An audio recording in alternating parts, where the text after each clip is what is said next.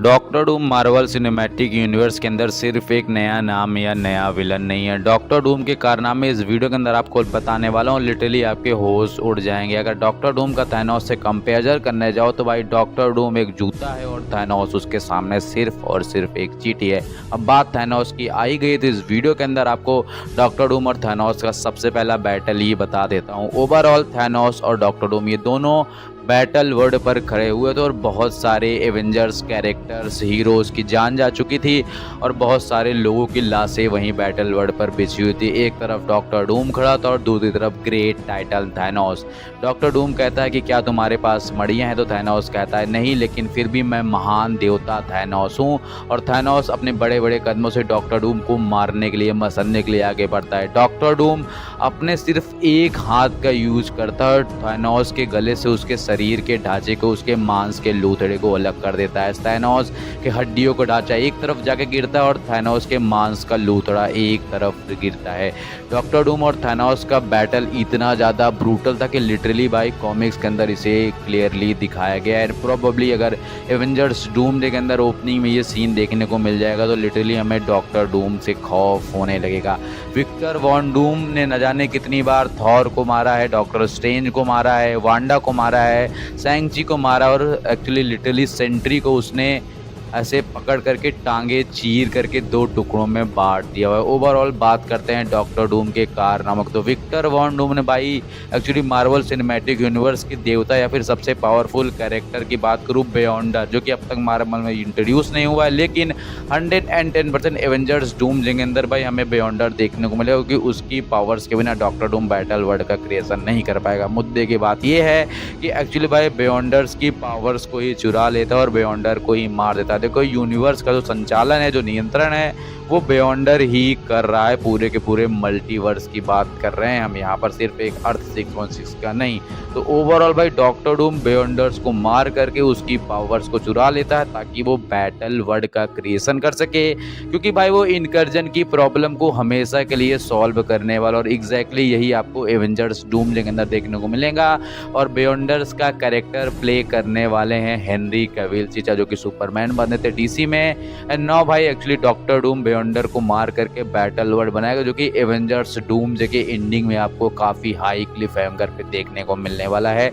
और doctor Doom ने जाने न कितनी बार सिल्वर सर्फर की पावर तो ऐसे ही चुरा ली है आंख बंद करते हुए। और भाई एक्चुअली 2008 में आई film the rise of Silver Surfer में डॉक्टर डूम ने सिल्वर सर्फर का बोर्ड ही चुरा लिया था और उसकी पावर्स उसके बोर्ड से ही आती है। तो सिल्वर सर्फर जैसे कैरेक्टर को वो आंखें मीचते हुए हरा सकता है। और भाई एक्चुअली डॉक्टर डूम ने फ्रैंकलिन रिचर्ड, जो कि फैंटास्टिक फोर का लौंडा है, उसका बेटा है, जो कि आपने देखा कि फैंटास्टिक फोर मूवी के एंड में पोस्ट क्रेडिट सीन में आपको दिखाया गया कि एक्चुअली भाई फ्रैंकलिन रिचर्ड से डॉक्टर डूम अपना फेस सहलवा रहा है या फिर एक्चुअली फेस को हील करवा। तो भाई वही जो बच्चा है वो मार्वल सिनेमैटिक यूनिवर्स का one of the most powerful बच्चा या कैरेक्टर है।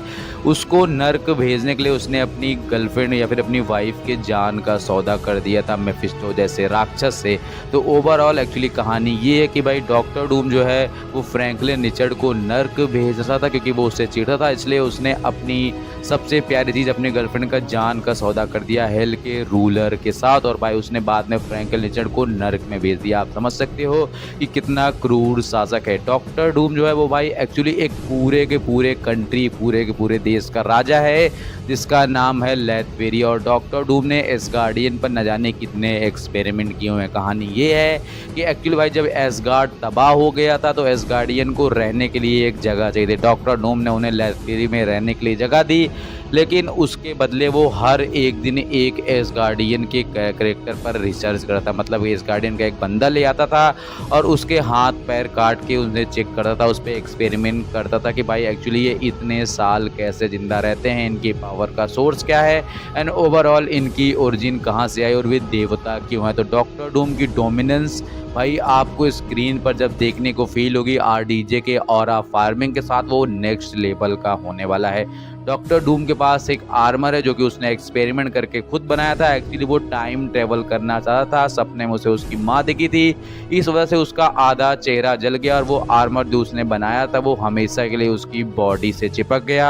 और दिन ब दिन वो आर्मर को अपग्रेड करता, उस पर बहुत सारे एक्सपेरिमेंट करता, वो धीरे धीरे आर्मर उसके शरीर का एक हिस्सा बन गया और वो कभी भी उससे नहीं अलग होता है। और मुद्दे की बात यह है कि वो आर्मर जो है वो किसी भी पावर्स रिफ्लेक्शन को अपने अंदर एब्जॉर्ब कर सकता है, मैनिपुलेट कर सकता है। और न जाने डॉक्टर डूम ने कितनी बार वांडा की पावर्स का यूज़ किया है लोगों को मारने के लिए, और न जाने कितनी बार डॉक्टर स्ट्रेंज की ऐसी तैसी करी है। और बहुत सारे ऐसे कैरेक्टर जिनका अब तक मार्वल सिनेमैटिक यूनिवर्स के अंदर ऑरा फार्मिंग का जो नया बच्चा है ना सेंट्री, उसको 2 टांगों से ऐसे पकड़ के अलग अलग चीट दिया हुआ है। एंड डॉक्टर डूम ने भाई एक्चुअली वास्तविकता रियलिटी को मैनिपुलेट कर लिया था, मतलब वास्तविकता वही होती थी जो डॉक्टर डूम इमेजिन करता था। और उसने न जाने कितने वर्षों तक एवेंजर्स पर राज किया। उसने बैटल वर्ल्ड बनाया जहां पर थॉर की आर्मी बना के रखी, डॉक्टर स्ट्रेंज को अपना गवर्नर बना दिया, सुजैन स्ट्रॉम को अपनी वाइफ जबरदस्ती बना लिया, और भाई रीड रिचर को न जाने कितने सालों तक उसने जेल में रखा, पूरे की पूरी दुनिया पर अपना कब्जा कर लिया, जो कि एवेंजर्स डूमडे के अंदर वो करने वाला, क्योंकि उसे लगता था कि जो वो कर रहा है वही सही है। वो बहुत ही ज़्यादा अहंकारी और घमंडी और क्रूर शासक था। उसने न जाने कितने सारे कैरेक्टर को बंदी बना के न जाने कितने वर्षों तक रखा हुआ था, पूरे वर्ल्ड को मैनिपुलेट करके वही करवाता था जो वो चाहता, जो उसकी इच्छाएं किया करती थी। डॉक्टर डूम के बहुत सारे ऐसे कारनामे हैं क्योंकि मैं आपको नेक्स्ट वीडियो के अंदर बारी बारी डिटेल करके बनाऊंगा, क्योंकि यह वीडियो धीरे धीरे बहुत लंबा होता चला जाए और न जाने कितने टेक्स के बाद ये वीडियो बना, क्योंकि माइक ठीक नहीं है। ओवरऑल मिलते हैं नेक्स्ट किसी अपडेट वीडियो के, बाकी थैंक्स फॉर वॉचिंग।